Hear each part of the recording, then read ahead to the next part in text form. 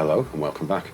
A terrific shot here with the Western Courier and these great Western style coaches from either trying Hornby or early Hornby Railways period, just making their way down the incline there. Lovely shot with those hopper wagons there. And I think this model, as it exists here on the railway, came along in 1979, R.352, and it was quickly changed into a painted version in 1980. Model number changed, I think, to 368. And the coaches, I think in 1970 through to around 77. Lovely sort of snake effect through that point work.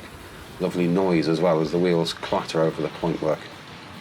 Now we're going to branch off here just under the bridge, and this will lead us into the station approach. We'll just watch as she goes across the diamond crossing. There's the slightest of stutters. There's a point there where each set of pickup wheels is briefly on plastic only. So I think that's down to the design of the diamond crossing. Again, lovely through those curves. It really does make a nice shape. Passing the LMS coaches and the pannier tank with the clear story coaches in the background there. Great colour for the Lord Westwood, isn't it? Really lovely, lively looking model. I think we'll have a gentle stop here, just next to the bright red waiting room. And there she is, the Western Courier, and that's model number R.352. Now she only stayed like this in this self-coloured plastic for the 1 year. By 1980, the model number had changed and she got a paint finish, and she was R.368.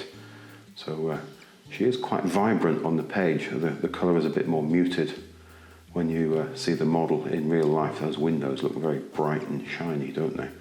We'll just have a look at the info printed on the page there.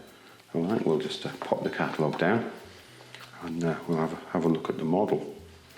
So I think Hornby made a number of variants of this model over the years. I think it's quite a fine looking thing, very distinctive looking.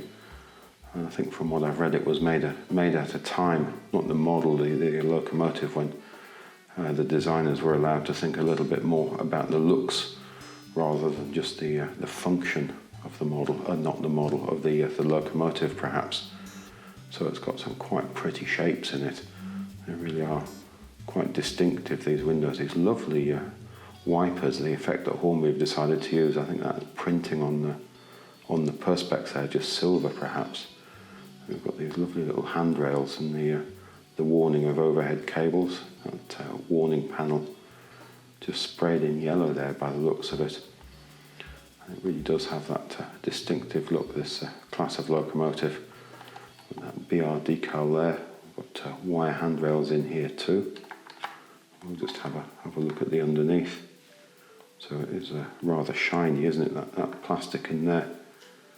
But I don't think the model's done a great deal of work. You can see some dirty wheels there. They were all clean when they went on the track. Don't think she's done a great deal of work. She's in fairly tidy condition. Although if you have a look at the insert there, you can see the motor. It's fairly shiny. It's sort of very, very sort of greasy and shiny. It's all very, very much congealed. So it needed a little bit of cleaning to make it run a little bit smoother. Very nice sort of skirt that's built into the bogie there. I think these buffers are separately fitted. They do twist a little. I noticed one of them on the other end perhaps.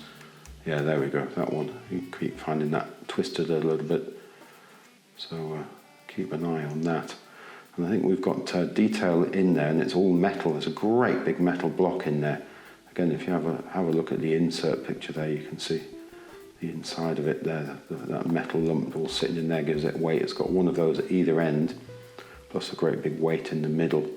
So it is a very heavy model, which gives it great pulling power. And then if we have a look here, we've got the 2 traction tyres, and then we have those floating wheels on the motor bogie here.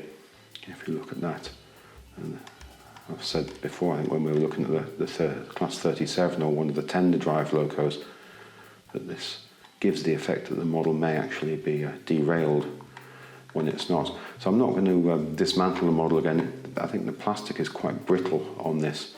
And if you look at the motor running there in the insert picture, and you look at the little the clips where it goes into the bodywork, there's not a lot of give in those. It really wasn't very comfortable taking that out of there. So again, a lovely name on the side there. I think that's a separately fitted sticker, or is it printed? It's very difficult to tell. Have a close look at that. That might actually be printed onto the plastic there. Got windows down the side, loads of lovely detail across the top of the model there. I think we're losing some focus there, aren't we? Let's just hold that a little bit further away.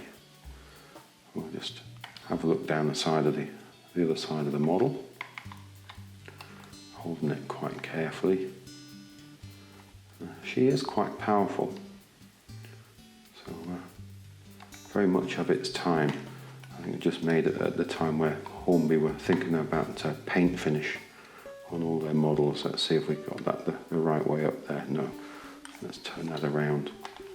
And there we have, I think we've got made in Great Britain just there, and then we've got Hornby. We're just getting that in focus just there.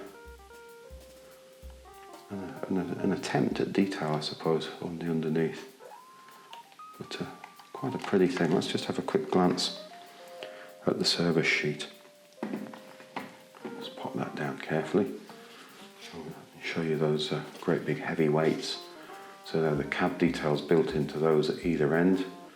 And we've got that large heavy weight in the middle, or roughly the middle of the model. So 2 traction tyres, and there is those plastic clips where it clips in and out of the bodywork. So they are very, very stiff. There isn't a lot of give in them. As I say, it was quite uncomfortable removing the motor, so it's not something I want to do on a regular basis. I think I've just knocked the camera there, and you can see the fitting of a 01 module, plenty of space within the model for that. So we'll just pop that to one side. So we do have the instruction sheet that came with the model. Again, it's got a black and white image at the bottom, and it does have the locomotive on there. It's always quite nice to see, and the model number and date are printed upside down in also sort of a maroon ink even, isn't it? So we've got R.352. We've got, what date have we got there? 18th of the 9th, 1979 perhaps. So we'll just have a quick look at the inside of the sheet. We keep seeing these. So covers plenty of models there. And we just look at the suggestion for removing the motor bogie there.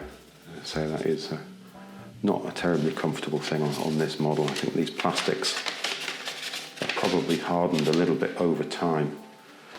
So have a quick glance at these coaches.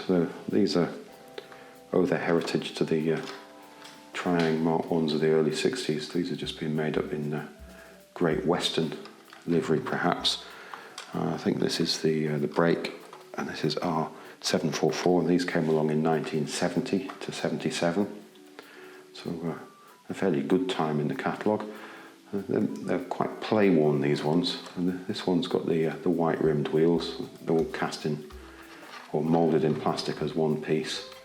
And I think we do have Made in Britain just down there, and then Hornby's name.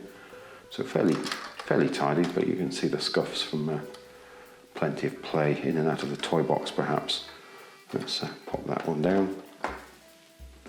We'll just have a swift look at R.743, the composite, also available from 70 to 77. And this is the corridor side, that detail printed on the glazing strip. Black roofs. And this one has the silver seal wheels. It's slightly freer running than the other one, and makes that lovely sound as it clicks over the rail joints. Again, those interesting square sectioned axles there. But they got a lot of mileage out of this design of coach, painting it up in different liveries over the years. They really are lovely, aren't they, those footbridges? Terrific piece of advertising on there. There are quite a number of variations available. An excellent clatter as we make our way through the point work onto the outside line. And we'll pick up a little bit of pace, nothing too daft. And we're going to go all the way around the outside, I think, before we have a go at the incline. So we will get to try the diamond from the other direction here.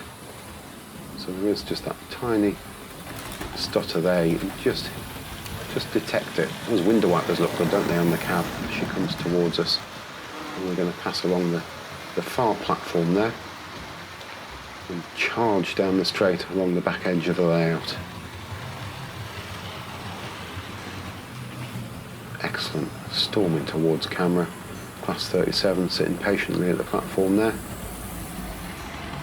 No signalman in the box though. I suppose I could put a little figure in there, couldn't I?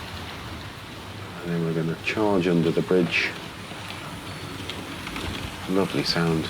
Keep saying that, and I always keep saying it. I just love the sound of the wheels on the track. We've got the coal unloading bridge there. Must do some more work with that. Get a bit more action with the coal beans falling below. Now I've already opened the points because I haven't managed to get any of the switches put in yet. So we're still manual points. So it's going to take a little bit of the power off as she begins to climb. But I don't think she's going to have any trouble at all. Well, I think that's probably it for this week. Thanks again for watching. It's hugely appreciated. If you look back again next time, we'll have something else from this Hornby Railways period. Goodbye now.